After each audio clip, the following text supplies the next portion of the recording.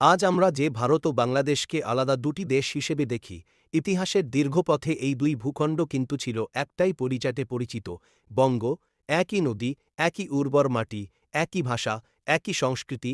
হাজার হাজার বছর ধরে এই অঞ্চল গজে তুলেছে এক অভিন্ন সভ্যতা।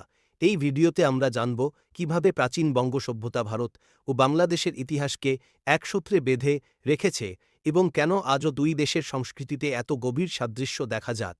1. প্রাচীন বঙ্গভূমির জন্ম ইতিহাসের পাতায় বঙ্গ কি নামটি পাওয়া যায় প্রায় 3000 বছর আগেই।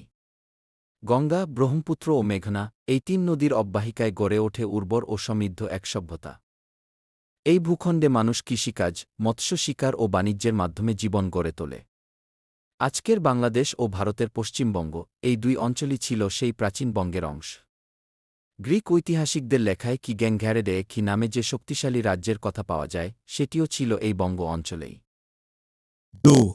ভাষার জন্ম, বাংলার ইতিহাস। বাংলা ভাষা এটি কোনো এক দেশের সম্পদ নয়। এই ভাষার জন্ম হয়েছিল অভিন্ন বঙ্গভূমিতেই। আটমুম থেকে 1200 শতাব্দীতে রচিত চর্যাপদে আমরা বাংলা ভাষার প্রাচীনতম রূপ দেখতে পাই। এই সাহিত্য আজকের ভারত ও বাংলাদেশ উভয়েরই উত্তরাধিকার। মধ্যযুগে বৈষ্ণব সাহিত্য, মঙ্গল কাব্য, লোকগাথা সবই ছড়িয়ে পড়ে পুরো বঙ্গ জুড়ে। রবীন্দ্রনাথ ঠাকুর, মাইকেল মধুসূদন দত্ত তাদের সাহিত্য দুই দেশের মানুষ সমানভাবে হৃদয়ে ধারণ করে। 3. ধর্ম আধ্যাত্মিক সাদৃশ্য। বঙ্গভূমি বরাবরই ছিল ধর্মীয় সহনশীলতার উদাহরণ। প্রথমে হিন্দু ও বৌদ্ধ ধর্মের বিকাশ ঘটে। এরপর ইসলামের আগমন, কিন্তু সংঘাত নয়, বরং সহাবস্থানের মাধ্যমে। পাল যুগে বৌদ্ধ ধর্ম চরম বিকাশ লাভ করে। নালন্দা ও বিক্রমশিলা বিশ্ববিদ্যালয় ছিল বিশ্বখ্যাত। পরবর্তীতে সুফি দরবেশরা ইসলাম প্রচার করেন মানবিকতা ও ভালোবাসার মাধ্যমে। লালন ফকিরের দর্শন আজও ভারত ও বাংলাদেশ উভয় জায়গায় সমান জনপ্রিয়। 7.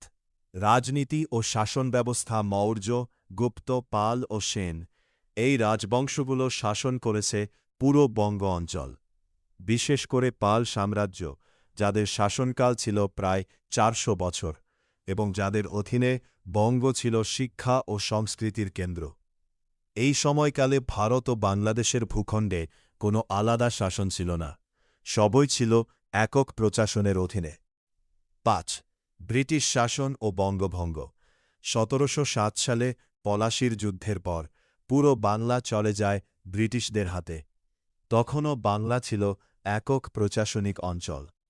কিন্তু 1905 সালে ব্রিটিশরা প্রথমবারের মতো বঙ্গভঙ্গ করে। এই সিদ্ধান্তের বিরুদ্ধে হিন্দু মুসলিম নির্বিশেষে পুরো বাংলা একসঙ্গে আন্দোলনে নামে। এই ঐক্যই প্রমাণ করে বঙ্গ তখনও ছিল এক। সংস্কৃতি। 6. দেশভাগ ও আলাদা রাষ্ট্র। 1947 সালে ভারত ভাগ হয়, বাংলা ভাগ হয়ে যায়। পশ্চিমবঙ্গ যায় ভারতের সঙ্গে, পূর্ববঙ্গ যায় পাকিস্তানের সঙ্গে। কিন্তু ভাষা, সংস্কৃতি ও স্মৃতি ভাগ করা যায়নি। 1971 সালে বাংলাদেশের স্বাধীনতা এই অঞ্চলের ইতিহাসে নতুন অধ্যায় যোগ করে।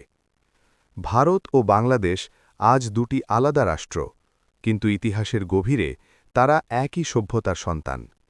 প্রাচীন বঙ্গ সভ্যতা আমাদের শেখায় সীমান্ত বদলাতে পারে, কিন্তু সংস্কৃতি ও ইতিহাস কখনো আলাদা হয় না।